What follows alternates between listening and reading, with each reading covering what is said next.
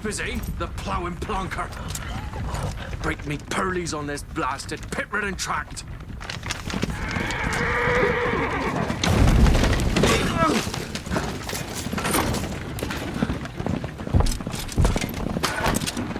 With fear not dry road. Aye, the devil's after it! This running from!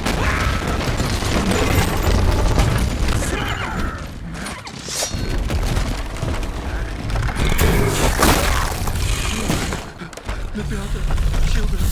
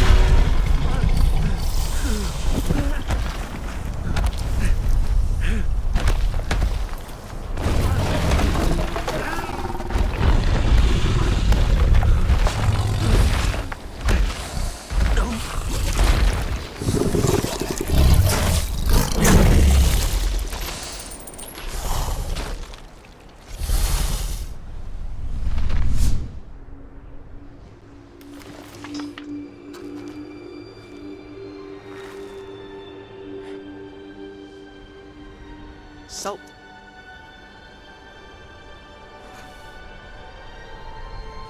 Almost had me fooled, Fruin.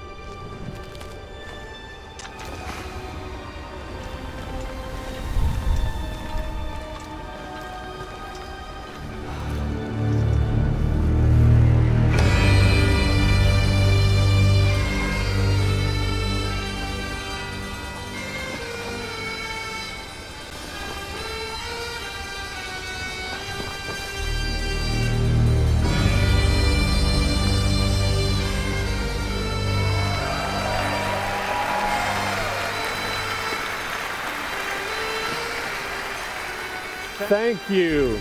Thank you, everyone, and welcome to the State of Unreal at Unreal Fest Orlando.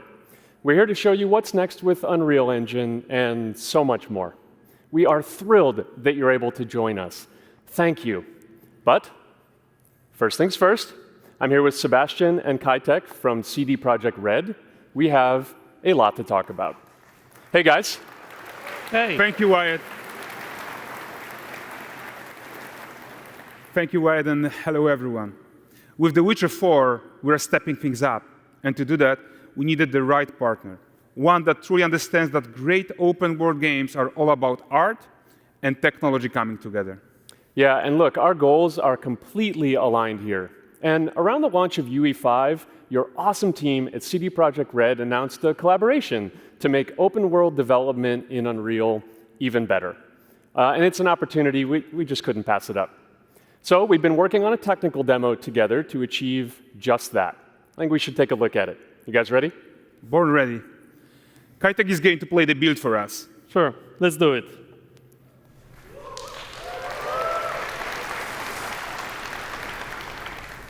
This is a technological showcase set in the world of The Witcher 4. What you just saw and are going to see now is running on a standard PlayStation 5 at 60 FPS with ray tracing. So in the game, you'll be playing as Ciri, a professional monster slayer, a witcher. She explores the world and hunts down monsters for coin. The region we are in is called Kovir, and you'll get to explore it in a game. Right now, Ciri is investigating a monster, and after gathering new clues, she is heading back to a nearby village.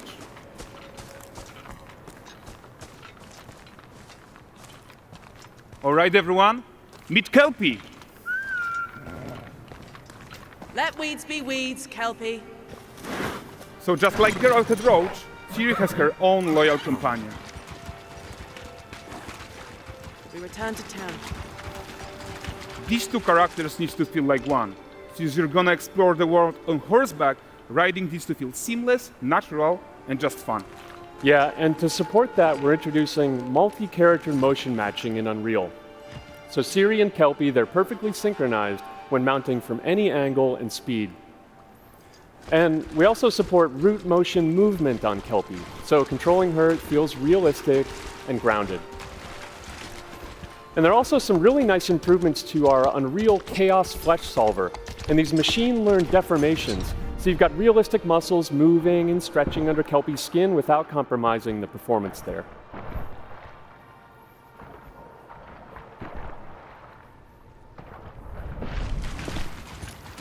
So let's leave Ciri behind for a second and talk about the world itself.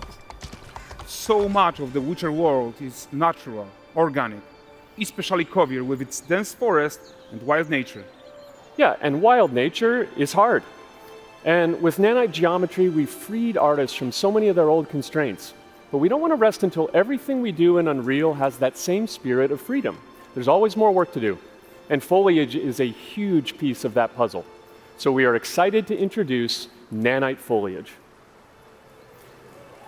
And in order to achieve gorgeous foliage density everywhere, while still being memory efficient, fast to render, we believe that a new idea was needed. So instead of the same card approach we've been using for the past 20 years, artists should be free to take a nanite approach to foliage, modeling every single leaf and pine needle. And the old LOD tricks of the past, they needed a complete rethink. And in their place, it's a new adaptive voxel representation in nanite. It's volumetric, it's fully 3D, it is super fast to render. And these dense clusters of triangles turn into these cubes, which at a distance, they're no larger than a pixel, and they react to the changing light of our dynamic sun and our shadows, and they allow artists to render whatever amount of foliage is needed to achieve their vision without compromise. And no compromise means how ambitious we are when it comes to bringing our vision to life with incredible visuals. But more than that, together with Epic, we created faster way to load the world. We can now bring in more content more quickly for the smoothest possible experience as we fly down to catch up with Ciri.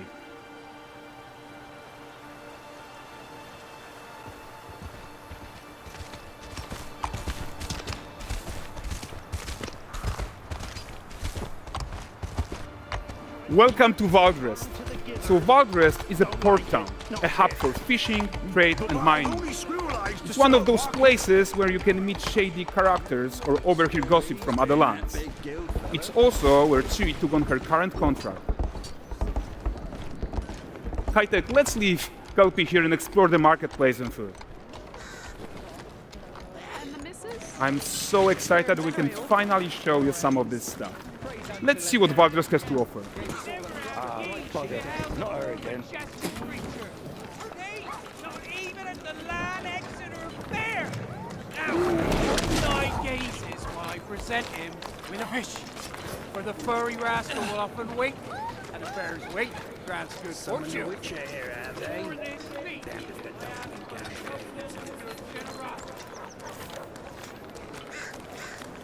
Pardon. Guys, notice how responsive the world is. Character actions directly affect what happens around you, sometimes even setting off chain reactions. Everything is working together.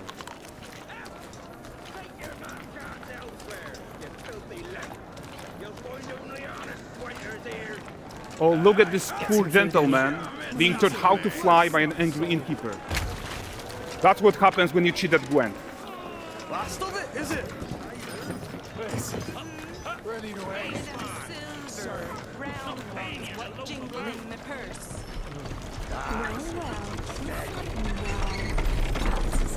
Okay, so this is the guy who gave the Ciri quest his own. Like you probably suspect, he has his own agenda in all of this. You're off your tits again, Wilfred. Get your ass up.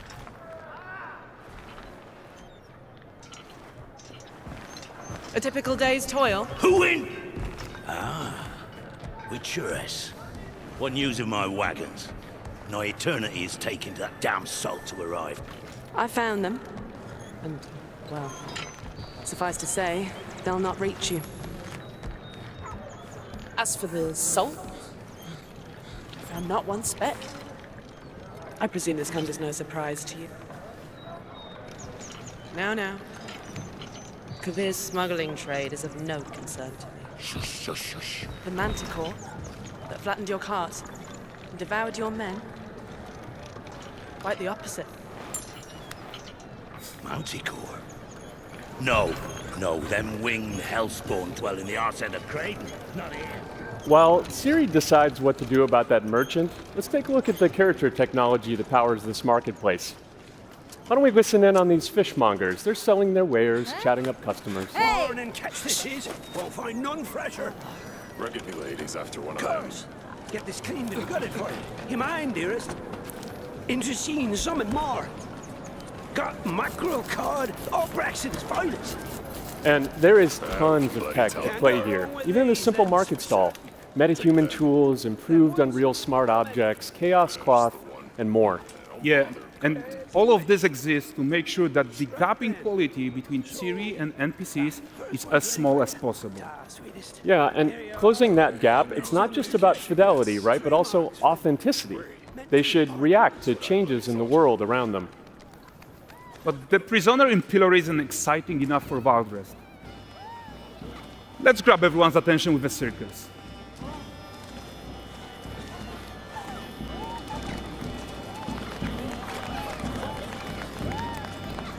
But the great performance deserves a huge crowd though.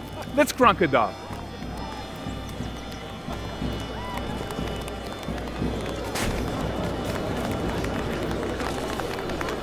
So you are seeing tons of optimizations here to many of Unreal's systems, including an entirely new Unreal animation framework, allowing us to fit easily in our 60 FPS budget, not just in rendering, but also with room to spare on the game thread.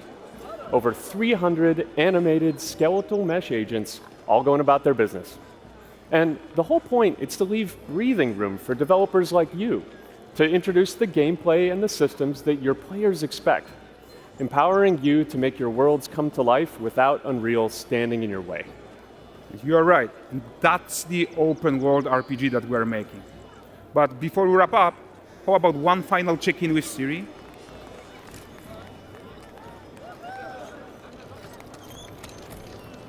We are making this game to be the most immersive and ambitious open world Witcher game ever.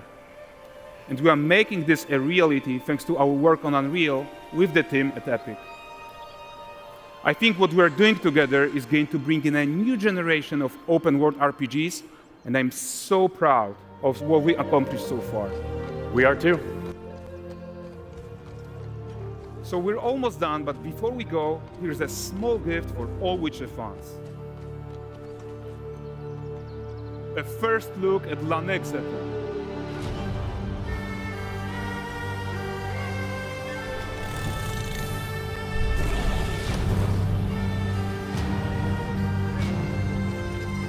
Onward, Kelby. We've worked.